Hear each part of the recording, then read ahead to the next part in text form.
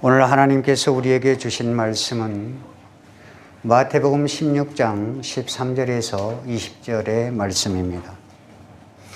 마태복음 16장 13절에서 20절의 말씀을 제가 받들어 봉독에 올리도록 하겠습니다.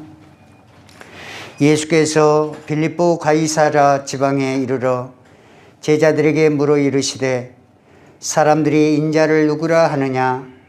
이르되 더러는 세례 요한, 더러는 엘리야, 어떤 이는 에레미야나 선지자 중에 하나라 하나이다. 이르시되 너희는 나를 누구라 하느냐? 시몬 베드로가 대답하여 이르되 주는 그리스도시요 살아계신 하나님의 아들이시니이다. 예수께서 대답하여 이르시되 바요나 시몬아 내가 복이 있도다.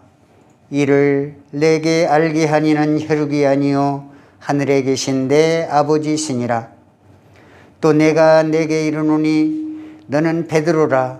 내가 이 반석 위에 내 교회를 세우리니 음부의 권세가 이기지 못하리라. 내가 천국 열쇠를 내게 주리니 내가 땅에서 무엇이든지 매면 하늘에서도 매일 것이요 내가 땅에서 무엇이든지 풀면 하늘에서도 풀리리라 하시고 이에 제자들에게 경고하사 자기가 그리스도인 것을 아무에게도 이르지 말라 하시니라. 아멘. 오늘은 하나님의 말씀 마태복음 16장 13절에서 20절의 본문의 말씀을 가지고 반석 위에 세운 교회라는 제목의 말씀으로 함께 은혜를 나누고자 합니다. 국민일보 2001년 1월 10일자에 보도된 김상태 집사님의 이야기를 들려드리겠습니다. 경북 영덕군 남정면 구계리 바닷가에 포항제일교회에서 개척한 구계교회가 있었습니다. 이 교회는 50여 명의 성도가 모이는 시골의 아주 작은 교회였습니다. 이곳에서 김상태라는 성도는 안수 집사님으로 섬기고 있었습니다. 직업이 어부인 집사님은 겨울이면 방어잡이를 주로 많이 했습니다. 사실 어부들은 바다에서 언제 생명의 위기를 맞게 될지 모르기 때문에 미신적이 될 수밖에 없었습니다. 그러나 김상태 집사님은 그리스도인이기 때문에 무속행위를 할 수 없었습니다. 그는 순수한 믿음으로 예수님을 신실하게 믿고 교회 일을 하면서 그날도 목사님의 기도를 받고 망망한 바다로 나아갔습니다. 그런데 김상태 집사님이 다니던 예배당은 아주 건물이 낡아서 수리를 해야 하는데도 재정 상태가 넉넉지 못해서 그대로 방치할 수밖에 없었습니다. 그 교회는 군데군데 비가 새고 대들보와 석가래는 썩어서 바람만 세게 불면 걱정스러울 정도였지만 수리하지 못하고 계속 미루고 있었습니다. 그때 성도들은 예배당 증개축을 위해서 간절히 기도하던 중이었습니다. 그때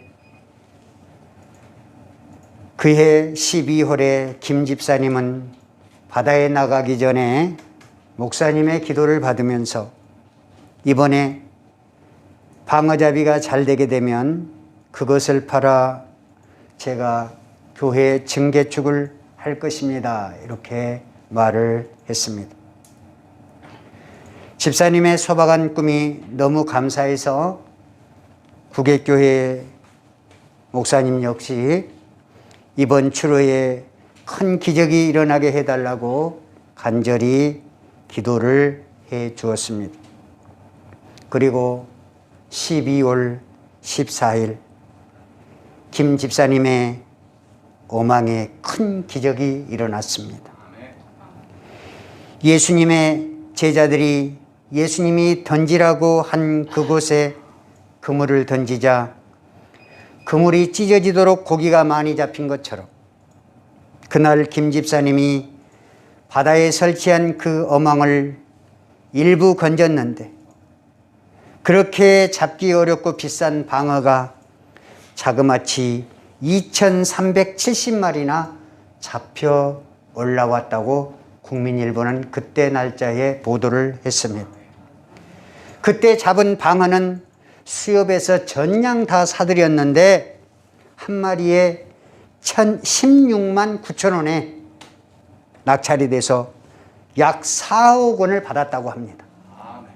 그날 3명의 어부가 그물을 설치했는데 이 김상태 집사님의 어망 좌측과 우측에도 똑같이 이 방어 어망을 설치했었습니다. 그런데 좌측과 우측에 있는 그물에는 그 방어가 걸리지 아니하고 그 가운데 있는 김상태 집사님의 어망에 그 많은 고깃대들이 몰려 들어온 것입니다. 이것은 기적이었습니다. 김 집사님의 진실된 믿음을 하나님께서 보신 것입니다. 김 집사님의 그물에 방어대를 몰아넣어서 낡은 예배당을 증개축할 수 있도록 하나님께서는 해 주셨던 것입니다. 사랑하는 성도 여러분, 하나님은 어떤 분이십니까? 도저히 불가능한 일을 가능케 하시는 기적의 하나님이신 줄 믿으시기 바랍니다. 하나님은 늘 우리를 놀라게 하십니다. 하나님은 오늘 또 하늘의 신비를 우리가 살아가는 이 세상에서 믿음이 있는 여러분 성도를 통해서 경험하게 하시는 줄 믿으시기 바랍니다. 교회를 개척하는 것은 물고기 한 마리도 소중하게 여기는 어부의 마음일 것입니다. 그런 마음으로 2012년 4월 8일에 우리 은혜와 평강교회는 부활절에 첫 예배를 드렸습니다. 그리고 다음에 2003년 4월 20일 날 설립 예배를 드림으로 정식적으로 은혜와 평강교회가 탄생되게 된 것입니다. 하나님은 오늘도 진실된 마음으로 예배하기를 원하는 우리의 마음을 보고 계십니다. 저와 여러분들을 통해서 하늘의 신비를 경험하도록 이끌어 주시니 그 은혜와 평강이 성도 여러분에게 충만하게 넘치시기를 바랍니다. 하나님은 믿음의 사람들에게 다양한 은사를 주셨습니다. 그래서 그 은사로 하나님께 영광을 돌리는 일을 하며 교회에 덕을 세우게 하시고 다른 사람들을 유익하게 하십니다.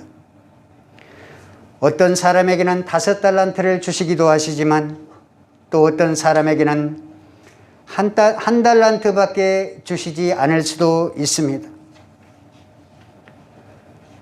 그러나 하나님의 백성인 성도는 그 주신 것에 연연하지 아니하고 자기가 받은 달란트에 그저 감사하고 주님께서 세우신 교회에서 충성한다면 하나님은 30배, 60배, 100배의 결실을 맺어 주시겠다고 약속을 하셨습니다. 내게 주신 은사가 아무리 작은 은사일지라도 그것은 하나님의 손에 잡혀있는 질그리실 뿐이라는 것을 여러분 기억하실 수 있기를 바랍니다. 사랑하는 은혜와 평강교회 성도 여러분, 오늘 유튜브를 통하여서 이 말씀을 받는 하나님의 백성 여러분, 여러분에게 나누어 주신 은사가 너무 보잘것없다고 실망하지 마시기 바랍니다. 하나님께서 주신 그 은사대로 우리는 교회에서 겸손하게 일하면 되는 것입니다. 그러면 놀랍도록 아름다운 열매를 맺게 해 주실 줄로 믿습니다. 그 은혜로 교회를 섬기시기 바랍니다. 그 은혜가 곧 반석이 되시며 그 반석 위에 세워지시기를 바랍니다. 우리는 교회라고 하면 흔히 교회 건물을 떠올리게 되는데 그것은 교회당, 예배당이지 교회의 참모습은 아닙니다. 벽돌 한 장 한 장이 쌓여져서 지어진 교회당도 물론 엄청나게 중요합니다. 그러나 교회의 진정한 모습은 건물에 있지 않다고 말씀하고 있습니다. 그리스도의 몸된 교회는 어떤 것이 그리스도의 몸된 교회입니까? 예수님의 피값으로 산 구원받은 성도인 줄 믿으시기 바랍니다. 그 성도들이 모여서 예배하는 신앙 공동체가 바로 교회인 것입니다. 사랑하는 성도 여러분, 그렇다면 교회는 누가 세웠을까요? 오늘 본문 15절에 예수님께서 제자들에게 말씀하십니다. 너희는 나를 누구라 하느냐? 예수님이 이렇게 물으실 때 베드로가 대답하여 이르되 16절에 주는 그리스도시요 살아계신 하나님의 아들이십니다. 17절에 예수님의 대답을 듣고 기뻐서 크게 칭찬하시며 바요나 시몬아 네가 복이 있도다. 이를 너희에게 알게 하니는 혈육이 아니요 하늘에 계신 내 아버지시니라. 이렇게 예수님이 말씀을 하셨습니다. 이것이 바로 교회를 향한 축복의 말씀인 것입니다. 예수님께서는 약속하셨습니다. 18절에 또 내가 내게 이르노니 너는 베드로라. 내가 이 반석 위에 내 교회를 세우리니 음부의 권세가 이기지 못하리라. 예수님께서는 교회의 설립을 선언하셨습니다. 이처럼 교회는 베드로가 고백했던 최고의 신앙 고백 위에 하나님의 권세 있는 능력으로 세워진 것입니다. 교회는 사람의 재능이나 사람의 지식이나 재물로 세워진 것이 아니라 이 반석 위에, 다시 말하면 그리스도에 대한 확고한 신앙 고백 위에 세워진 것입니다. 우리 은혜와 평강교회가 하나님이 기뻐하시는 영원한 축복의 교회가 되기 위해서 주는 그리스도시요 살아계신 하나님의 아들이십니다라는 최고의 신앙 고백 위에 세워져야 합니다. 예수님의 말씀대로 세워져야 합니다. 예수님의 뜻대로 세워져야 합니다. 예수님의 뜻대로 다스려져야 하는 것입니다. 그런데 어떤 이들은 세상의 권세 위에 교회를 세우려고 합니다. 어떤 이들은 재물 위에 교회를 세우려고 합니다. 어떤 이들은 사람 위에 교회를 세우려고 합니다. 나 없으면 교회는 안 된다라고 말합니다. 나 없으면 교회는 안 된다고 말하는 것은 바로 사람 위에 교회를 세우는 것입니다. 교회가 사람 위에 세워지면 어떻게 되는 것입니까? 사람이 변하니까 교회도 변하게 되는 것입니다. 사람이 때가 되면 죽으니까 교회도 죽게 되는 것입니다. 그러나 교회는 사람이 세운 것이 아닌 줄 믿으시기 바랍니다. 교회를 세우신 분은 우리 주님이신 줄 믿으시기 바랍니다. 바로 예수 그리스도라는 반석 위에 우리 주님께서 교회를 세우셨으므로 교회는 변하지 않고 음부의 권세가 이기지 못하는 것입니다. 오늘 본문의 배경을 살펴보면 예수님께서 오병이어의 기적으로 수천 명을 먹이셨습니다. 그렇게 예수님께서 수천 명을 먹이셨는데 그 떡을 먹은 사람들이 또 떡을 만들어서 자기들의 배를 채워주기를 원했습니다. 그런데 예수님은 그 말에 응하지 않았습니다. 그때 사람들은 그 자리를 한 명, 두 명 떠나기 시작했습니다. 결국 남은 사람 누구였습니까? 예수님을 따르는 제자들 뿐이었습니다. 수천의 군중들이 떡을 얻어먹고 배불렀지만 육적인 배부름을 더 채워주지 않는다고 예수님을 떠나갔습니다. 그래도 끝까지 예수님을 따르는 사람들이 있었으니 그들이 바로 제자들이었습니다. 그 제자들 몇 사람만 남아있는 그곳에서, 그 제자들 몇 사람만 남아있는 교회 안에서 예수님은 뭐라고 말씀하십니까? 진정한 교회란 이러한 것이 진정한 교회라고 가르쳐주고 계십니다. 어려운 순간에도 떠나지 않고 끝까지 자리를 지킨 작은 성도들 앞에서 예수님이 선포한 말씀은 어찌 교회가 사람들의 자기 욕심을 채우려는 그런 것이겠느냐? 이 어리석은 자들아, 교회를 떡이나 명이나 권세나 많은 무리 위에 세우지 않겠다라고 말씀하고 계시는 것입니다.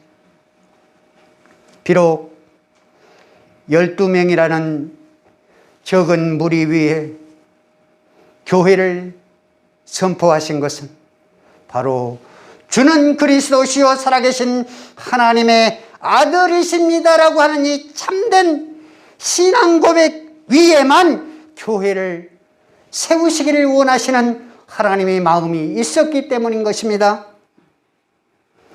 사랑하는 성도 여러분, 은혜와 평강교회도 이런 교회로 세워지기를 원합니다. 자기의 유익을 위해서 믿는 것이 신앙이 아닙니다. 하나님을 영원토록 영화롭게 하는 것이 교회의 목적이라고 말씀하셨습니다. 교회의 목적이 무엇입니까? 첫 번째는 하나님께 영광을 돌리는 것입니다. 베드로와 요한이 기도하러 성전에 올라갔습니다. 거기에서 보니까 성전 미문에 안전뱅이가 한 푼, 두 푼 구걸을 하고 있었습니다.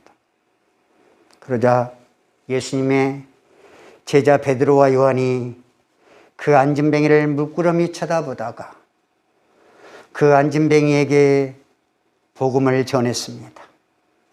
사도행전 3장 16절에 은과 금은 내게 없거니와 내게 있는 것으로 너희에게 주노니 곧 나사렛 예수 이름으로 일어나 걸으라. 아멘. 교회에서 주는 것은 이 복음인 것입니다. 오직 나사렛 예수 이름으로. 나면서부터 안전뱅이였던 그가 벌떡 일어나서 걷기도 하고 뛰기도 했다고 성경은 기록합니다.